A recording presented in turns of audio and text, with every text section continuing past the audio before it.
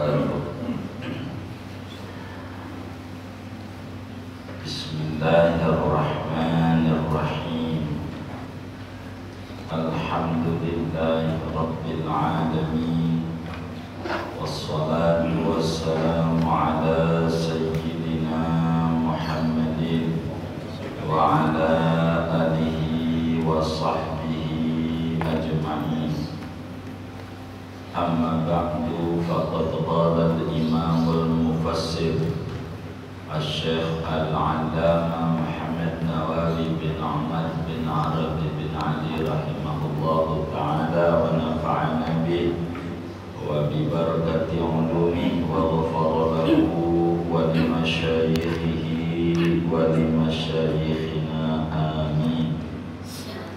Wa la amatun ya qala ta'ala wa la amatum mu'minatun khairum musyrikatin walau a'jabatkum. Sudah itu halamannya 60. Baris berapa ini? Baris 6. Kalau kita PSI sama kan? Wala amatum mu'minatun khairum min musyrikatin walau a'jabatkum. Dan demi sesungguhnya adapun hamba sahaya perempuan yang mukmin, khairun yaitu lebih baik, min musyrikatin dibanding daripada perempuan musyrik, walau a'jabatkum dan sekalipun menakjubkan, membuat menarik oleh perempuan musyrik akan kamu. Aila nikahu amatin mu'minatin khairun min nikahi musyrikatin. Yakni la nikahu, demi sesungguhnya adapun menikah perempuan yang mukmin, budak perempuan yang mukmin, yaitu terlebih baik dibanding daripada menikahi perempuan musyrik. Walau a'jabatkum tilkal musyrikat, dan meskipun mengagumkan, menakjubkan akan kamu oleh itu perempuan musyrik, bihusniha, dengan sebab kecantikannya, au bimaliha, atau dengan sebab harta bendanya, au bihurriyatiha, atau dengan sebab merdekanya, au binasabiha, atau dengan sebab keturunannya. Qala Sudi, nazalat hadhil ayatu fi haqqi Abdullah bin Rawahah. Turun oleh ini ayat pada hak Abdullah bin Rawahah. Kana lahu amatun, ada bagi Abdullah bin Rawahah yaitu seorang budak perempuan.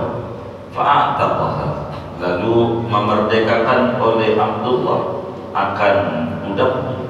Wa tazawwaja biha, dan ia mengawini dengan budak itu. Fata'ana alaihi nasun minal muslimin, maka mencela, membuli atas dia oleh manusia, yakni sekelompok orang dari kaum muslimin. Wa qul, dan mereka berkata, atankihu amatan, apakah menikahi oleh kamu akan budak perempuan? Wa aradu alaihi hurratan musyrikatan, dan mereka menawarkan kepada Abdullah akan orang merdeka yang musyrik.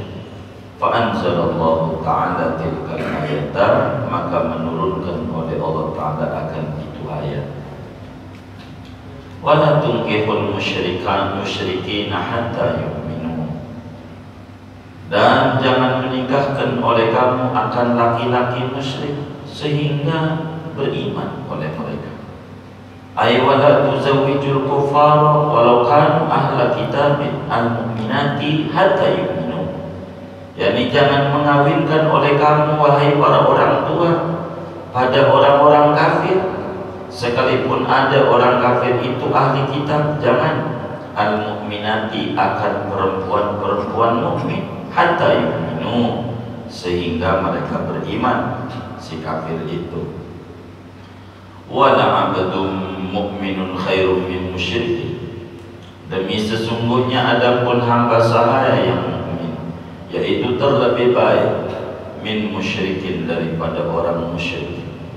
Ai tazwijukum li 'abdin mu'minin khairun min tazwijikum li musyrikin, yakni adapun mengawinkan kamu bagi hamba yang mukmin, yaitu terlebih baik ketimbang daripada mengawinkan kamu li musyrikin, bagi laki-laki yang musyrik. Walau a'jabakum dzakal musyriku, sekalipun mengagumkan akan kamu para wali oleh yang demikian itu laki-laki musyrik, limalihi, karena hartanya, wa jamalihi, dan tampannya, wa quwwatihi, dan kekuatannya, wa hurriyatihi, dan merdekanya. Ulaikal musyrikatu wal musyrikuna yad'una ilan nar, adapun mereka perempuan musyrik dan laki-laki musyrik, yaitu menyeru, mengajak mereka kepada neraka. Ai ila ma yu'addi ilan nar, yakni kepada apa yang membawa, oleh apa menuju neraka. Fa inna zawjiyata madinnatul mahabbati, maka sesungguhnya perkawinan itu yaitu tempat prasangka kecintaan. Wa dzalika yujibul muwafaqata fil adrar, adapun yang demikian itu percintaan yaitu menyebabkan akan kesamaan fil aghradi, pada tujuan. Warubbama yu'addi dzalika ila intiqalid din bisababi muwafaqatil mahbub, dan terkadang membawa oleh yang demikian itu percintaan kepada perpindahan agama dengan sebab kesamaan menyamai orang yang dicintainya. Wallahu yad'u ilal jannati wal maghfirah, sedangkan adapun Allah yaitu menyeru oleh Allah menuju surga dan ampunan. Bitibyani hadil ahkam minal ibahati wat tahrim, dengan menjelaskan ini hukum daripada kebolehan dan keharaman. Fa inna man tamassaka biha istahaqqal jannata wal maghfirah, maka sungguhnya siapa orang yang berpegang teguh dengan ini hukum, maka berhaklah oleh dia akan surga dan ampunan. Bi'idnihi, dengan izin Allah, ay bitaisirihi ta'ala, yakni dengan kemudahan dari Allah Ta'ala, wa taufiqihi, dan taufiqnya Allah, lil amalil ladzi yastahiqu bihil jannata wal maghfirata, untuk beramal yang berhak ia dengan beramal akan surga dan ampunan. Wa qara'al hasan wal maghfiratu bi'idnihi birrabbi, dan membaca Quran oleh Imam Hasan, wal maghfiratu, bukan maghfirati, bi'idnihi birrabbi, dengan dibaca rafa. Ay wal maghfiratu hasilatun bitaisirillahi ta'ala, yakni adapun ampunan yaitu hasil dengan kemudahan dari Allah Ta'ala.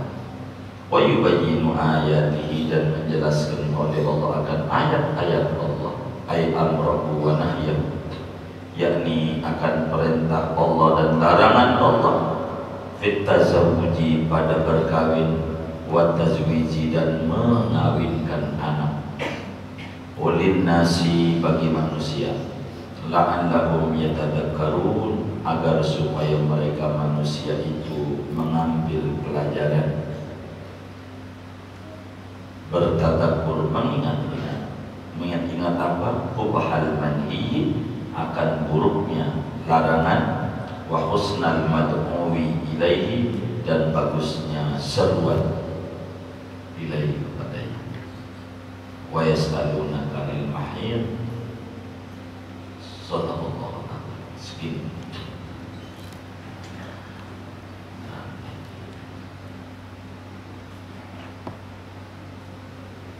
Ayat berapa ini? 221 masih 221. Bapak, Ibu, saudara-saudara sekalian, jamaah Majelis Nurul Fikri Masjid Al-Ikhlas yang mulia. Pada pertemuan ini, kajian tafsir kita masih membahas tentang Surat Al-Baqarah ayat 221,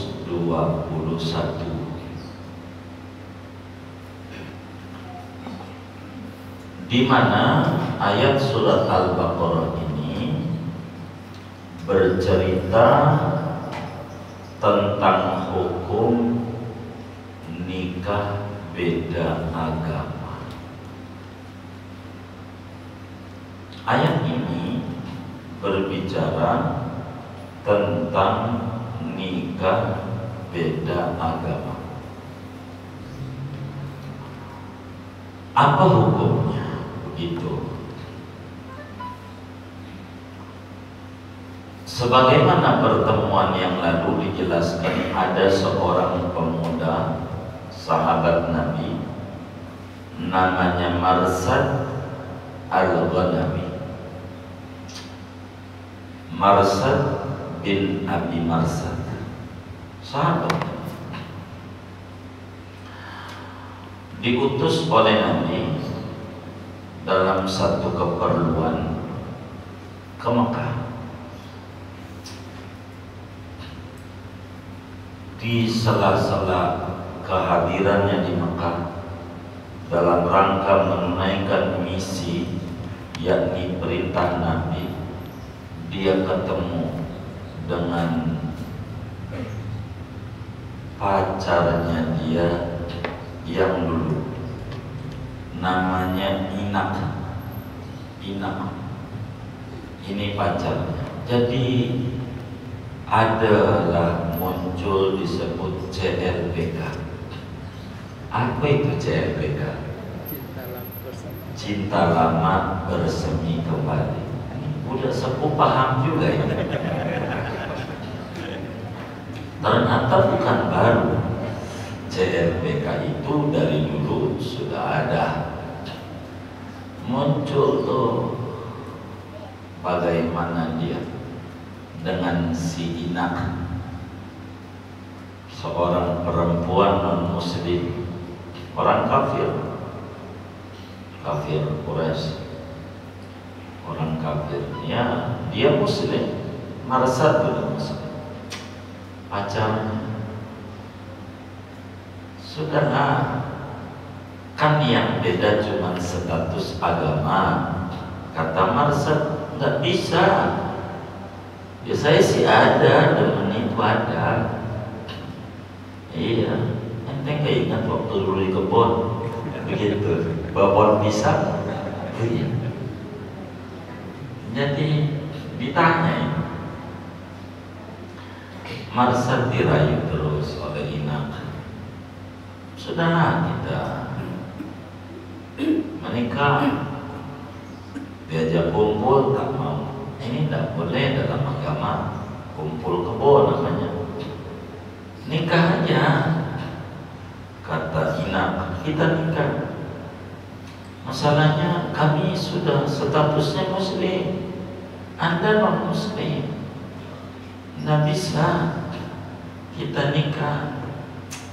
Timbang status doang, status aja, yang beda agama, tapi kan sama yang lain. Kita sebangsa, kan bangsa Arab sama kita, gitu. Kelahirannya kan sama, sukunya sama, yang beda agama, nikahnya. Diberi alasan itu, maka kemudian Marsad bilang, saya muslim, Saya tidak mau sebagai muslim gegabah dalam agama. Saya yang tidak tahu, tidak mau saya kerjakan. Saya harus bertanya dulu kepada guru yang lebih tahu. Saya mau nanya dulu sama Nabi, bolehkah menikahi perempuan yang beda agama? Maka ketika mengadu kepada Rasulullah SAW, turun ayat permulaan daripada 221. Wala tankihul musyrikati hatta yu'minna.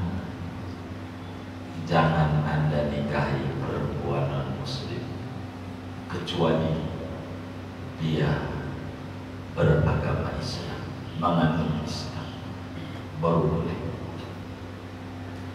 Maka kemudian Marsad pun kasih kabar kepada ceweknya, sorry, kita tidak bisa lanjutkan hubungan itu karena beda agama.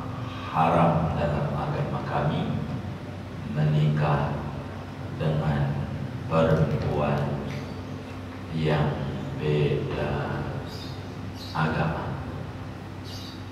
Begitu. Bapak Ibu Saudara, lanjutannya pada pertemuan ini, ayat itu menjelaskan dengan gamblang, wala amatum mu'minatun khairum min musyrikatin walau a'jabatkum. Kata Allah, budak, statusnya budak, ada merdeka dan budak. Budak, status sosial terendah. Budak hitam, legam, amma pantat wajah, masih putihan pantat wajah. Antara rambut dan kulit tidak beda. Mana rambut, mana kulit, saking apanya tuh? Kalau hitamnya kita kan rambut sama kulit masih beda ya kan? Masih lebih bagus dibanding cantik, kaya, darah biru bukan merah lagi darahnya, tapi non-muslim. Pernikahan itu saudara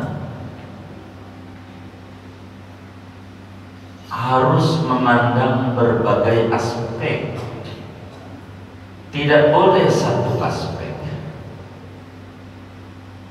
Dia pandang dulu agamanya, baru yang lain-lain menunjang. Cantik, kaya, ningrat, suku. Ini status-status penunjang. Jangan jadikan primer. Jadi status sosial itu agama, negara, suku, harta, baru keturunan, baru yang lain-lain. Manusia akan menyoroti mana yang lebih dicintai secara umum. Bila ada orang mencintai suku lebih besar di hati dia, maka bila sukunya itu dihina, direndahkan, disinggung yang tidak baik dalam tanda kutip, maka dia bakal marah karena suku. Itu namanya hubbus syu'b, cinta suku, hubbul qabail.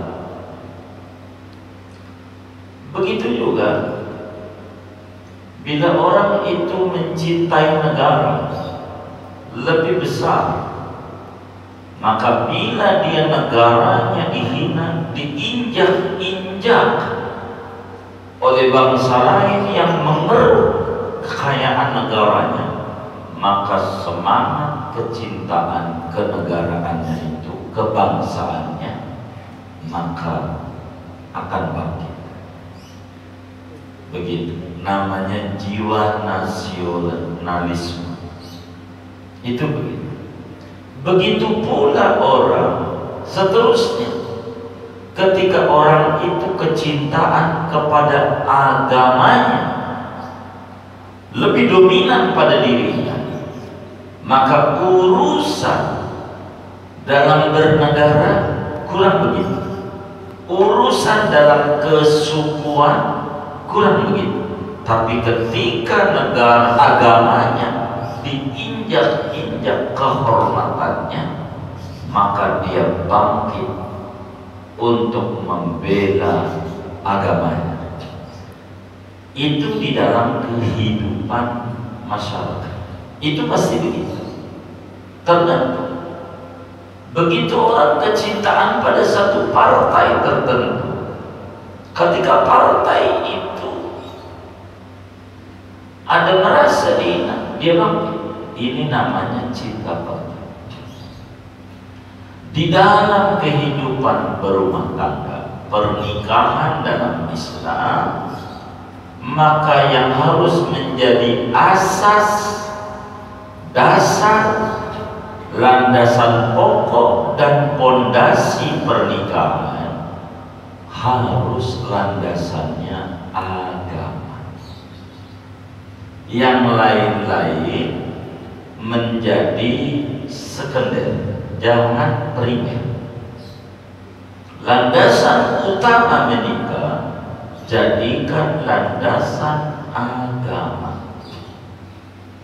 Kecantikan jangan menjadi landasan utama, sebab cantik ini tidak sama satu dengan yang lain memandang cantik. Bisa saja menurut kita cantik, menurut teman kita tidak. Bisa saja menurut kita tidak, tapi menurut teman kita cantik. Karena memandang cantik itu dari sisi mana orang berbeda. Ketika ada anak muda dibilang, mana pacar? Itu yang pakai baju biru, yang kerudung biru itu. Ya Allah, jerawat melulu, mukanya yang kayak begitu, lu demenin. Diprotes begitu, dia jawab, Anda harus paham, nolangin. Kalau nggak ada bintangnya, nggak menarik. Maka itu bukan jerawat, bintang yang membuat menarik. Ini karena kecintaan itu begitu. Begitu. Jadi membuat apa aja menarik gara-gara dia cinta. Oleh karena itu, kecintaan itu yang harus dikedepankan di dalam sebuah pernikahan, harus cinta agama dulu sebagai bahan ideologi agama. Jadi di dalam pernikahan harus agama menjadi ideologi. Tidak boleh agama menjadi status sosial. Keliru. Ketika agama menjadi status doang, timbang catatan di KTP Islam, Kristen, Islam, Kristen, Hindu, Buddha, maka bisa jadi bila ini menjadi landasan, ada orang menikah beda agama. Kenapa dia sama-sama bisa awet? Karena dia tidak punya ideologi keagamaan, hanya memandang agama status sosial. Timbang kayak beda suku kan kagak apa-apa. Beda suku, beda hari, ente Jumat saya Sabtu, boleh kan beda hari, begitu.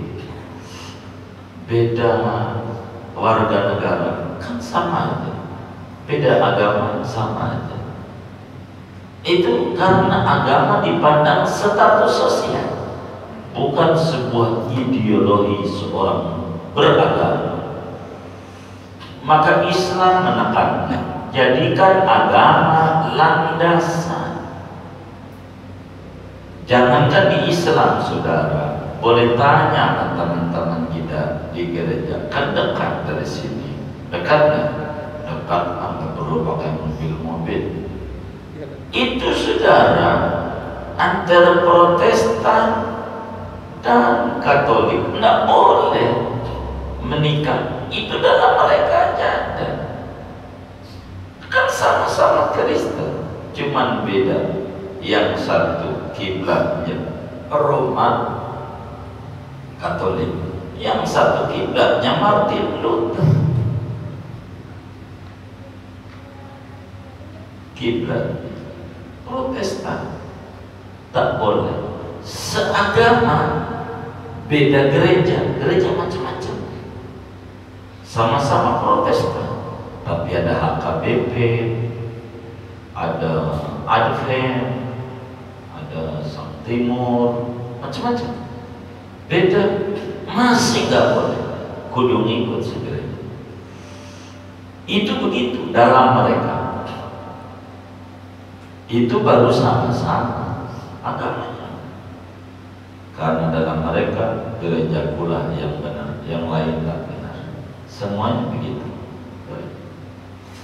Maka Islam itu menyuruh kita menikah itu landasan agama menjadi ideologi pernikahan.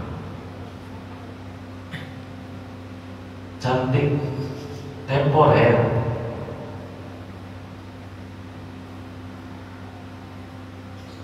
boleh tadinya cantik, ya Allah, pas tua keriput, makin kesono bukan makin muda.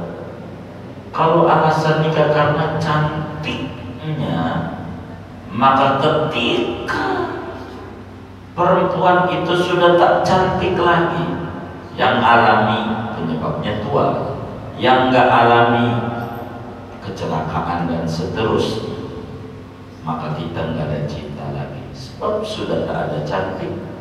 Apa yang harus dipertahankan? Kalau alasannya cantik. Kalau alasannya duitnya banyak, ya Allah, tanahnya belakang-belakang. Tanah siapa? Tanah orang. Tanahnya lebar, kaya. Kalau masih kaya, sekarang bapaknya mati, ibunya mati, istri kita perempuan dapatnya dikit, mana anaknya banyak 30, yang lain laki-laki semua, akan dikit, nggak cinta lagi, karena tak punya harta, atau kebakaran atau apa, nggak cinta. Maka bila agama menjadi landasan dalam sebuah pernikahan, cakep, dia cinta. Tidak cakep karena memandang cinta agama, maka agama membuat cakep. Orangnya biasa, hitam, masya Allah, ngaji rajin banget. Jadi agama yang jadi dasar. Orangnya cakep banget, orang ya Allah, tapi judes banget, judes. Itu enggak demen, enggak demen.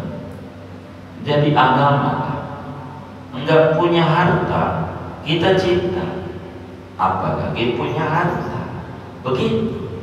Jadi agama akan melapisi harta.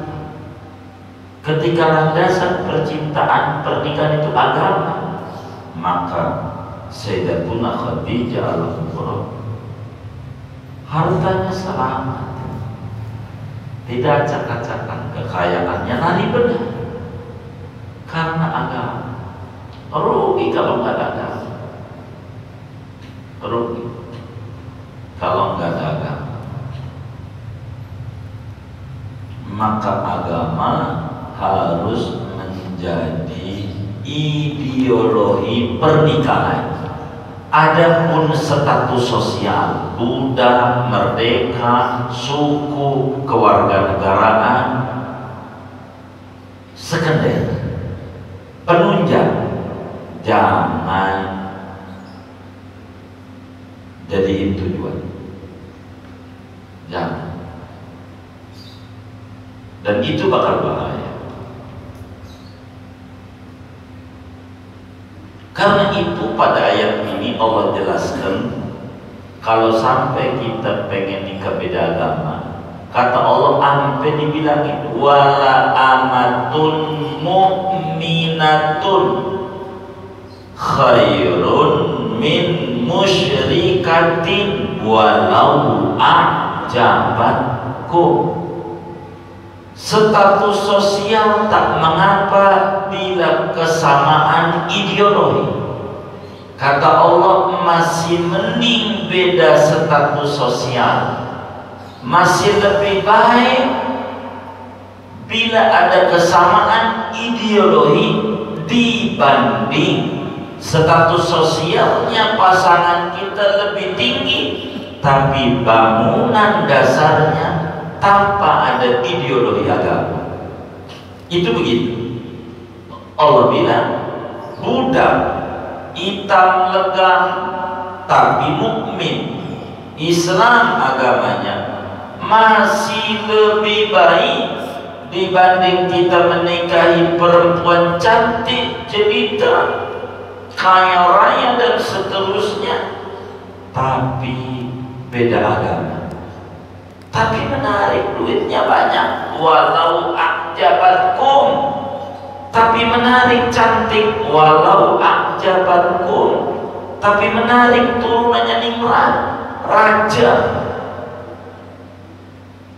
Tetap walau a'jabatkum. Bila iman tidak ada, tak ambil. Iman dulu, ini yang harus diperlukan.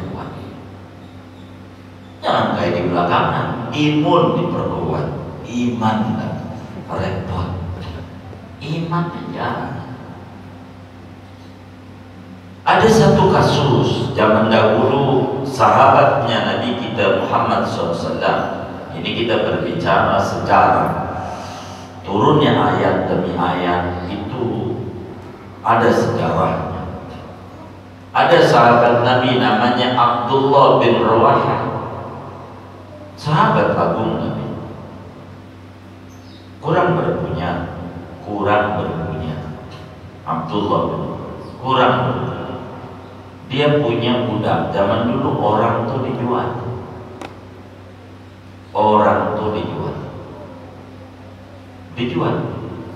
tentu harganya beda-beda, begitu. Maka kemudian Abdullah bin Rawaha dia punya budak, budaknya dimerdekakan sehingga status sosialnya sama, jadi merdeka. Udah merdeka dikawini sama dia sendiri, budak sendiri, dinikahi oleh dia,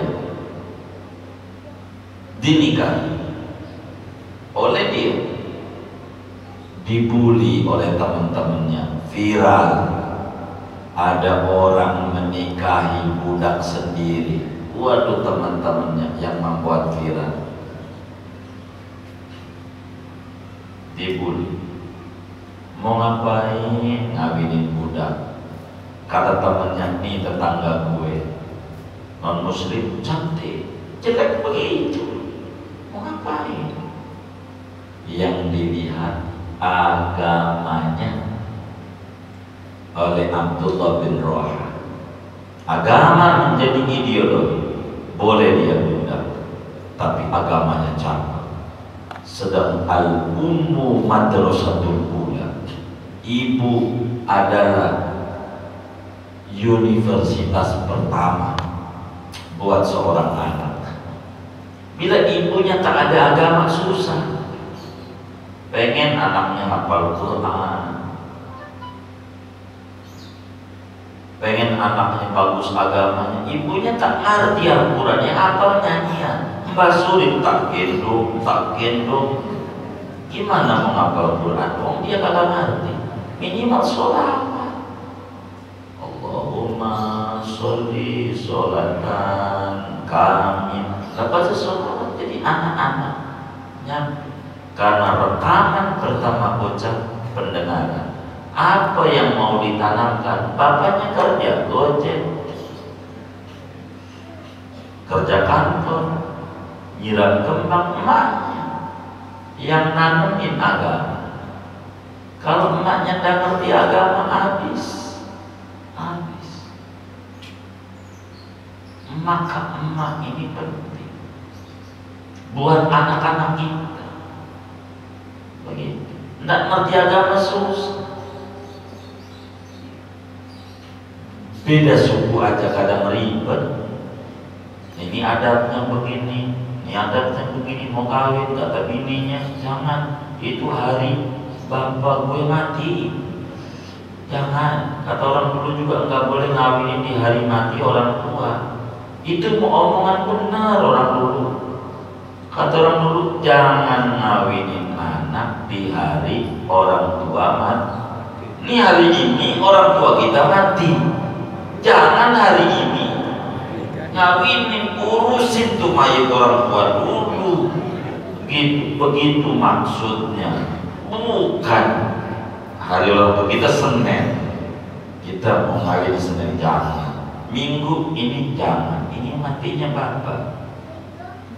Sabtu jangan, matinya nyak. Itu kata si bininya, lakinya ikutan. Jadi Sabtu depan aja, jangan, itu matinya nyak gue. Hari habis. Minggu matinya bapaknya bininya. Senin matinya nyaknya bininya. Selasa bapaknya laki. Rebo ini, itu baru dia udah 4, belum besarnya 4 lagi, kurang hari habis. Wis nggak usah kawin, udah susah. Sini matinya emak gue ini, mana bukan begitu. Maknanya orang dulu tuh, jangan ngawinin di mana hari mati orang tua. Hari ini di Minggu tanggal berapa nih? 23 mati orang tua kita. Jangan juga hari ini nikahin. Terus siapa yang mau ngurusin jenazah orang tua? Kita kan ngurusin kawin. Begitu maksudnya. Bukan harinya. Nggak boleh. Ya nggak kawin atau salah. Tahan aja udah. Iya, nggak ketemu-temu jodohnya, susah. Begitu. Ada juga, jangan ngawinin, nikah bareng nggak usah. Udah dibarengin aja biar hemat biayanya. Kakak ada, jadi kan enak, penghulu juga nggak 2 kali, jalannya sekali. Jangan. Nantinya mau, kalau nggak lu dulu mati, ada dulu. Di mana-mana juga begitu. Kagak ada kawin bareng mati bareng. Ada nggak? Kagak ada. Kalau nggak kakaknya, adiknya. Kalau nggak adiknya, kakak. Kita aja begitu. Kalau nggak emak kita dulu, bapak kita dulu. Bareng-bareng nggak ada. Tapi kita begitu. Tuh mati, tuh kan? Bukan itu, emang begitu ajarnya. Itu bukan jadi rumusan gitu. Tapi kata orang tua nggak boleh ngawinin setahun 2 kali. Iya, itu orang dulu. Yang kemarin aja habis ngutang, mau ngutang lagi. bikin bebatu yang lagi. Ini bukan landasan agama, bukan. Kalau kita nggak apa-apa, begitu, nggak apa-apa, nggak ada masalah. Kalau begitu, ideologi jadikan agama menjadi ideologi yang luar biasa. Bila agama yang menjadi ideologi, motivasinya agama, lihat hasilnya. Kita contoh kasus paling gampang, contoh. Sebab dengan contoh lebih mudah kita memahami ajaran agama. Imam Syafi'i radhiyallahu anhu, abahnya namanya Idris, agamanya cakep. Dari muda, tidak pernah makan barang haram, tidak mau syubhat aja, tidak mau apalagi haram. Itu Idris, abahnya Imam Syafi'i. Emaknya, ya Allah, kerjaannya baca Quran melulu. Emaknya, dari masih gadisnya, emaknya Imam Syafi'i dari umur 10 tahun udah hafal Quran. Emaknya Quran aja yang dibaca mamanya, Quran aja, enggak kayak bini kita, akun begitu, Shopee lah, Lazada lah, COD, itu yang dihafalin. Ada nggak yang model kayak begitu tuh? Ada banyak nggak? Yang ngaji ini tuh ngaku katanya bininya tuh, coba ini Quran. Maka keluarlah Imam Syafi'i, umur 7 tahun hafal Quran 30 juz. Umur 7 tahun.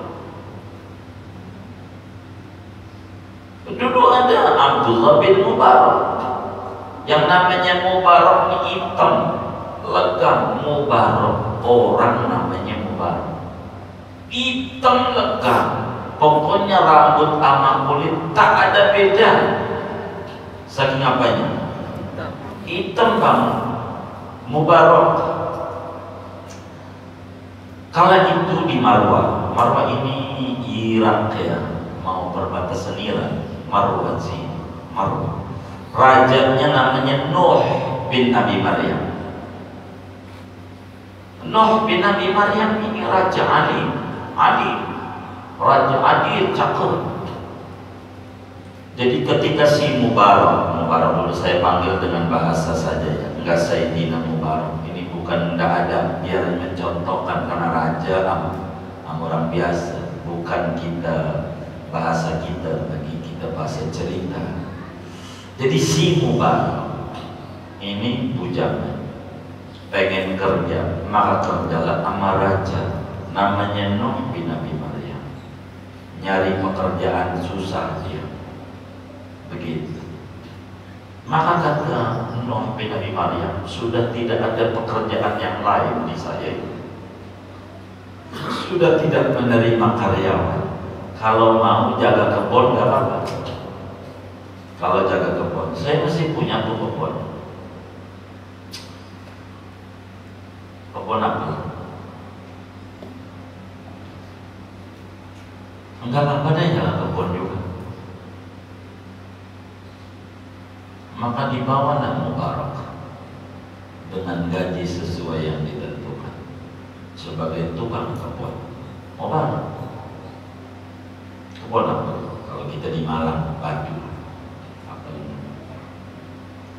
Singkatnya kata Nuh bin Abi Maryam, raja bilang begini, Mubarak, ini lahannya itu pohon-pohon saya, lain-lain itu apel saya, kamu gali, kamu siramin semua ini dan kamu rawat. Baik Tuan, begitu kata Mubarak. Baik Tuan. Setelah sekian bulan, musim panen datang. Raja pengen jalan-jalan ke kebunnya melihat hasil pertanian. Maka Mubarak itu ditanya, Mubarak, tolonglah. Bagaimana? Udah makan, udah tuan, ambilin apel yang manis, diambil apel gitu, dimakan sama raja, raja marah. Asam, jangan yang dari pohon ini lah. Tolong ambil yang manis, ambil lagi. Asam, sampai berkali-kali apel yang diambil asam. Tadinya enggak begitu marah, sampai marah besar, karena mondar mandir diambilin asam, mondar mandir dan asam. 10 kali marah Nuh kepada Mubarak. Kata Nuh, raja, Mubarak, lu ini di sini ngapain aja? Lu tidur mulu atau ngapain? Lu kerja Tuhan. Kenapa lu kagak bisa bedain mana apel asam, mana apel manis? Lu kagak cicipi? Tidak Tuhan. Kenapa? Kan pesen Tuhan kami suruh merawat, tidak mencicipi. Kalau saya ngambil makan, enggak dapat izin Tuhan, lalu kemudian jadi saripati badan saya, lalu kemudian jadi mani saya haram, nanti keturunan saya haram, anak saya durhaka, Allah, saya tak mau. Saya kerja sesuai titah apa yang Tuhan suruh.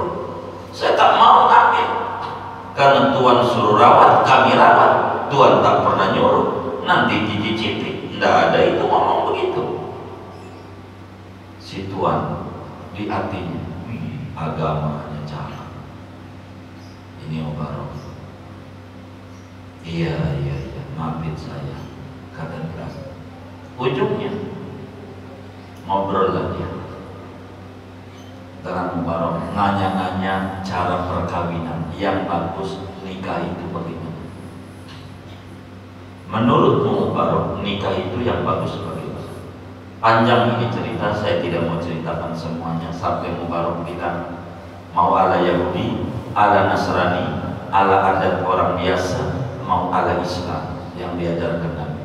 Singkatnya dari keseluruhan itu, pada akhir kesimpulannya, Mubarak akhirnya diambil menantu oleh Nuh bin Abi Maryam untuk anak gadisnya.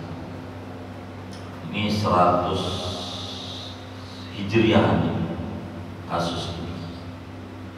Sampailah keluar anak laki-laki namanya Abdullah, sering menghiasi dunia tasawuf, namanya Ibnul Mubarak. Namanya Abdullah Ibnul Mubarak, putranya Pak Mubarak, seorang tukang kebun, agamanya bagus, kawin sama anak raja. Lahirlah seorang ulama yang hafal hadis, ribuan hadis, luar biasa. Kenapa? Wala amatum mu'minatun khairum min musyrikatin walau ahjabatkum. Asal seagama, biar dia budak tukang kebun masih lebih bagus dibanding ningrat non seagama. Itu begitu. Abdullah bin Roha pun anak-anaknya alim-alim, tidak boleh. Wala tunkihul musyrikina, wahai para orang tua. Ini diomong orang tuanya juga, bukan anaknya doang. Bisa saja anaknya dan mau, orang tuanya mau. Maka kemudian Al-Quran ngomongin orang tuanya. Wala tunkihul musyrikina, wahai orang tua, yakni wali nikah. Orang tua ada, gampang dulu. Kita ambil contoh satu. Wahai para orang tua, jangan Anda nikahkan anak perempuan Anda dengan laki-laki non-muslim, meskipun dia ganteng, meskipun kaya raya, meskipun dia ningrat. Jangan. Masih mending seorang yang tak punya keturunan jelas, umpama tak punya harta, jelek, tapi memiliki ideologi kemantapan agama, ambil. Ini diomongin, ini orang-orang tua. Jangan asal ganteng, kaya, sholat kagak. Allah ditelantarin. Gimana anak kita? Tuhan yang minta dia aja disembarangin sama dia. Apalagi anak kita, bisa kacau. Rumah tangga bisa ribut, ribut begitu. Apalagi di zaman kayak begini nih, aduh habis tuh laki, bang, lu mau jadi laki geblek banget bang, geblek banget tuh mau jadi laki. Ada nggak yang bininya ngomong begitu tuh? Enggak ada, alhamdulillah. Takut ada doa. Begitu. Coba. Ini karena nggak ada landasan agama. Enggak usah diomongin, laki juga pengen nyenengin bini. Pengen. Bukan nggak pengen. Tapi belum ketemu jalan usahanya, bantu doa. Jangan digeblek-geblekin, geblek beneran repot. Udah laki ya tua-tuanya, emang lagi mati. Geblek ditambah kagak jelas. Doain. Ya Allah, bagi ayat, bagi gojek, semoga dapat ya Allah. Begitu baca Yasin, baca Waqi'ah, baca Dalail, seselawat begitu, baca Ratib. Itu begitu, bantu doa enak. Ini mau gerobak, laki itu gerobak, jalan dorong. Bini itu yang dorong, lo yang dorong kagak ada tangannya buntu. Ya gerobak kagak jalan, dah orang jelas. Maka kudu ada tangannya. Ya Ratib, ya sholawat, namanya tangan. Buat dorong di gerobak, enak jalannya. Ini mau jelamun sama laki, duh kasihan tuh laki. Begitu, masih muda ubanan, kuing deh. Ada yang kayak begitu nih, aduh, wah bahaya. Tapi memang kudu sabar, kudu sabar. Kita harus lihat asal muasal manusia. Adam, huruf akhirnya apa? Mim. Hawa, huruf akhirnya apa? Alif bengkok, wow. Ada alif bengkoknya, alif a. Hawa tuh mangap, hawa mangap. Itu maknanya. Kok bini saya jalan mingkem ya? Emang hawa dia, hawa, ngomel mulu, hawa. Emang dia mangan. Laki-laki itu Adam tuh mimpi, jangan ngomong. Ngomong. Ya Allah, bini saya mau ngomel mulu. Emang begitu kok? Begitu bang, begitu. Hawa bang, begitu. Ada perempuan bagus, perempuan udah ngaji. Dia bilang, bang, semalam saya ngimpi. Ngimpi apa? Dibeliin kalung sama apa? 100 gram. Itu kira-kira tanda apa bang ya? Makan lakinya udah ngaji, paham. Maka kemudian kata lakinya, baik, nanti sore. Cakep. Maka sore dia datang bawa bungkusan, cakep, dibungkus kado. Nih, ininya hilang. Dibukalah itu kado, isinya buku tafsir mimpi. Loh, kenapa dikasih ini?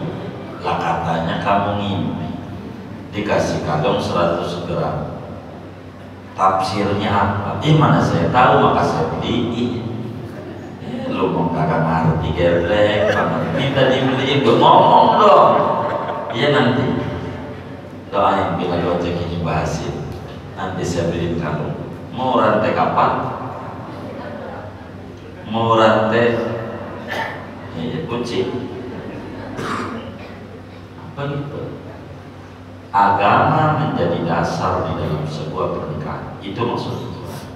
Abdullah bin Rawahah, budak dikawinin, turun ayat ini, masih bagus tuh Abdullah bin Rawahah ngawinin budaknya yang dia merdekakan, akhirnya sama statusnya sekarang, tapi mantan budak bagus. Sebab agama yang dia lihat.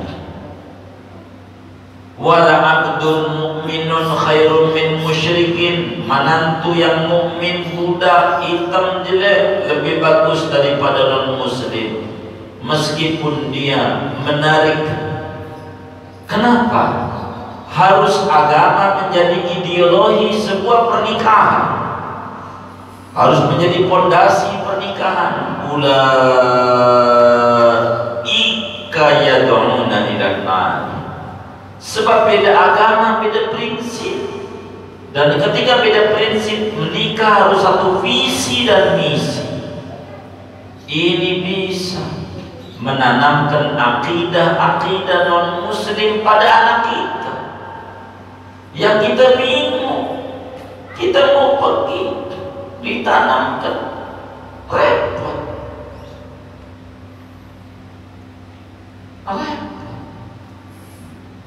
Kalau nikah dengan laki-laki non muslim kan gurunya kita agamanya bagus, tapi anda istri perlu nurut sama laki, anak anda di gereja anda lima aja gak bisa, ribet. Lagi seagama aja ribut mulu kadang rumah tangga, itu seagama begitu, istrinya cerewet banget seagama itu gitu, apalagi beda agama, repot. Maka dia bisa membawa ke neraka. Kata Syekh Nawawi, fa inna zaujiyata madinatul mahabbah. Sebab yang namanya pernikahan itu adalah pondasinya cinta, dan cinta itu bisa mengikuti apa yang dicintai.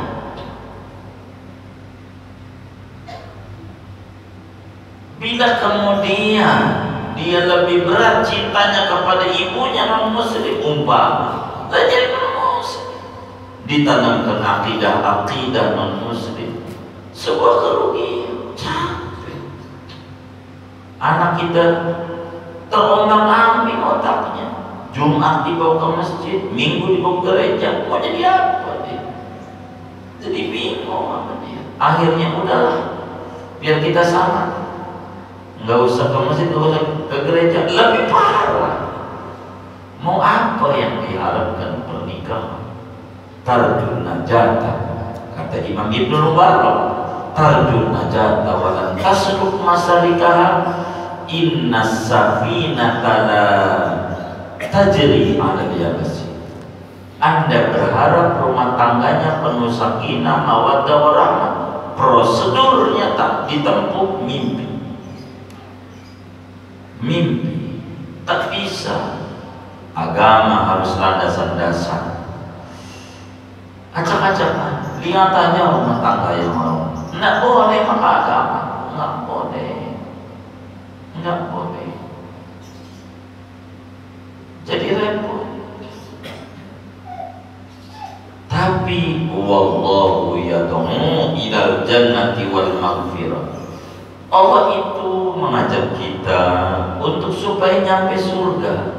Bagaimana baiti jannati, rumahku adalah surga miniatur sebelum surga yang sesungguhnya. Maka dari sini bakal kita bisa menghantarkan menuju surga yang sebenarnya dari bangunan rumah tangganya. Maka menikahlah ideologinya agama. Agama menjadi ideologi sebuah pernikahan. Tak bisa. Harus menjadi ideologi pernikahan, pondasi awal, supaya kita masuk ke surga. Jangan agama menjadi status sosial, tapi status ideologi seorang anak manusia. Jangan kita, dan benar kita begitu.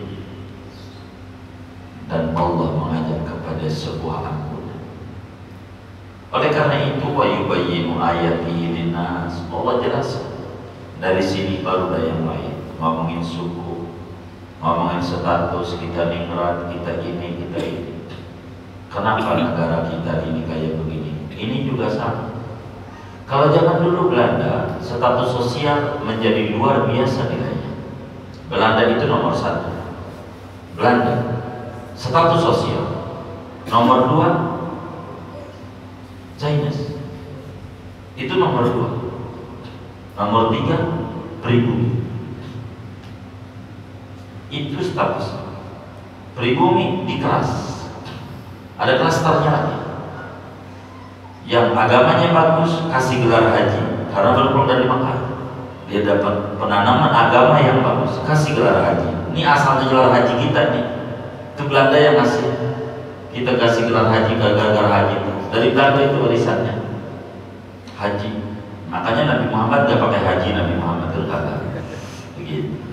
Kalau kita nggak dipanggil haji, marah. Emang lu gak tahu ngantrinya aja 15 tahun, ongkosnya mahal. Lu panggil haji gua, haji. Gua udah 3 kali, panggilnya ha. 3 kali. Kata kita. Karena udah 3 kali. Itu begitu. Bukan, itu Belanda ciriin orang. Ini Islamnya kuat. Kasih gelar haji. Itu begitu.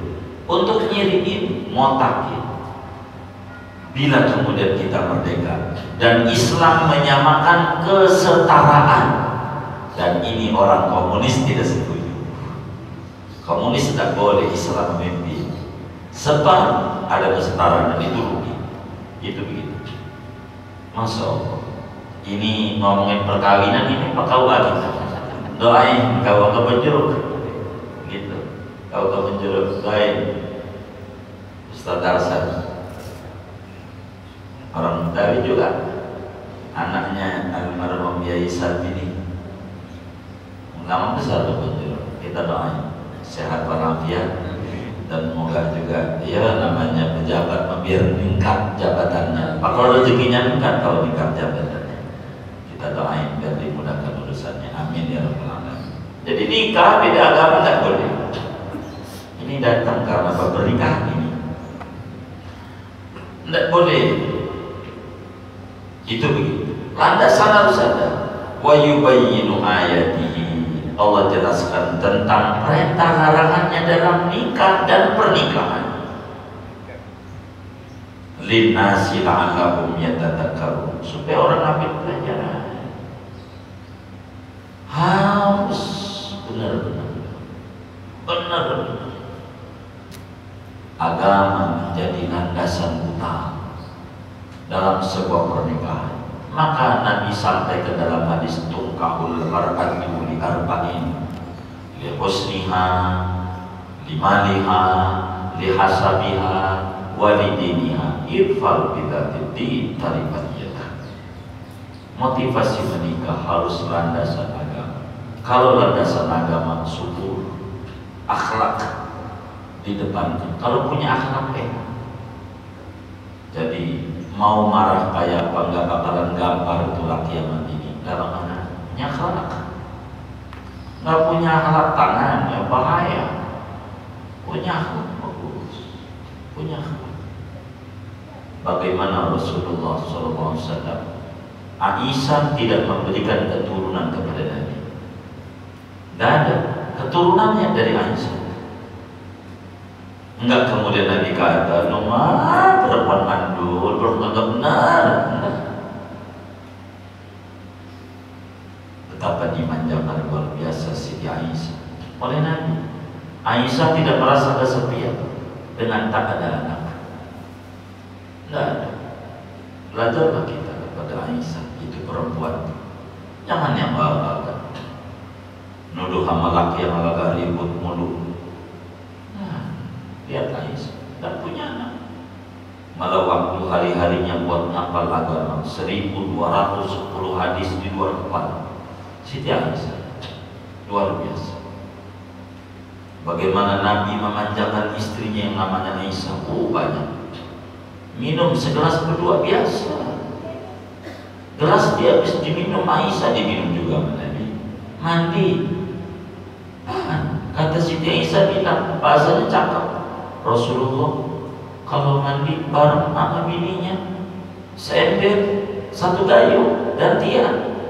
Habis Rasulullah baru bininya. Kata murid si desa, itu mah ente. Iya. Kata si Dais, mandi bareng Nabi. Bapak-bapak udah pernah belum mandi bareng sama bininya? Belum. Innalillahi wa inna ilaihi raji'un. Maulid udah berapa kali? Nah, maulid itu nyontoh Nabi.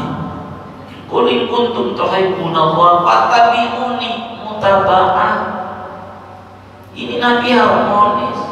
Biar saudara gak sering ribut sama bini, mandi bareng. Mandi. Begitu. Nabi itu bareng. Disabuni nama si desa. Enak nggak? Bagus nggak? Udah pernah belum? Belum. Waduh. Habis ini rekamannya setel sama bini. Nih dengerin. Begitu. Ini ngamalin ajaran Nabi. Kalau bininya tak ada agama, repot lagi. Aduh bang, udah mau gila, udah tua begini, mandi bareng, kenapa lu gak jadi gadis dulu? Baru tahu ajarannya, baru tahu, udah sekarang aja, di minggu nih mandi bareng. Udah, biar sehat itu. Wah cakep kalau ngomong rumah tangga Nabi. Ini kan landasan agama. Itulah begitu. Gitu. Kalau kita makan bareng sering, makan bareng sering, begitu. Kemana aja jadi begitu. Mandi bareng aja itu yang pengantin baru satu apa itu? Ya ayam itu rebutan. Emang udah ada jalannya dari dulu, bukan ada. Bagaimana menyatui? Jadi kalau sering bareng, udah bareng. Masalahnya kamar mandinya kecil, gak pakai selang aja sombong. Gitu. Tempat siraman itu, kembang itu kata siram. Biar ngamalin ajaran Rasulullah.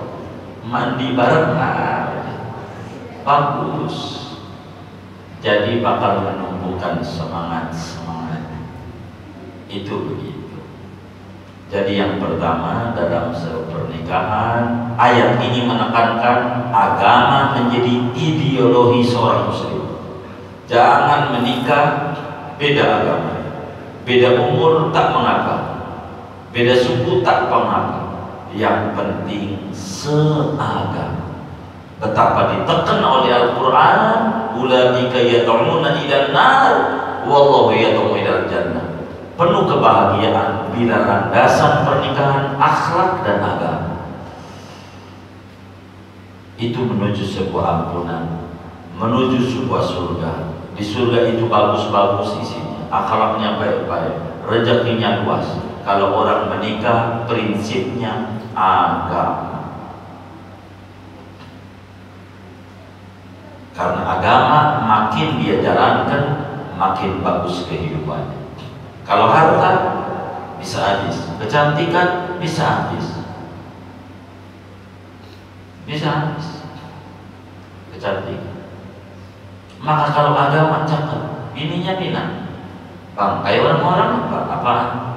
Jangan makan dalam ruang, keluar rumah lah kita makan. Yulah di luar rumah makan. Baik, maka lakinya bawa tikar, taruh ke depan tuh. Apa jalan apa gini sampai raya, gini sampai raya ini. Alias gini sampai raya, gini sampai raya. Taruh tikar. Mau ngapain? Katanya pengen makan di luar rumah. Ini di luar. Gila loh, bukan. Yang bikin nikmat sehat.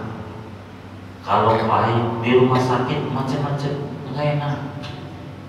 Jeruk nggak enak, utuh. Apaan di jeruk di rumah sakit habis? Yang nungguin, yang habisin bukan yang sakit. Dia mau pahit. Sehat. Kalau sehat enak. Sejak saat itu istri saya jarang ngajak makan keluar. Saya bertikar keluar. Makan keluar rumah saya bertikar. Makan di rumah nih, keringat keluar, hasil masak itu lebih tinggi ganjarannya daripada sholat sunnah semalam suntuk. Cakap masak sendiri cukup begitu. Kalau di luar itu laki sabar banget nungguin, baik hasil ini kasih dulu otak-otak, takut nggak ada otaknya biar nggak marah-marah. Otak-otak tuh kan, makanya menu pertama otak-otak. Lu nggak ada otaknya, takut dikata begitu, maka dia sabar sampai tengah jam belum matang. Tapi bininya masak belum matang, marah-marah. Ada nggak bu yang kayak begitu? Ini gara-gara ibu ajak keluar juga ini di rumahnya biar tahu. Maka enak. Agama melarang kita nikah beda. Ayatnya jelas. Bagaimana nikah dengan ahlul kitab? Kan musyrik judulnya. Maka memang di dalam surat Al-Maidah ayat 5 itu kita diperbolehkan nikah dengan ahlul kitab. Wal muhsanatu minal ladzina utul kitab min qablikum. Boleh Anda orang laki muslim ngawini perempuan non muslim asal ahlul kitab.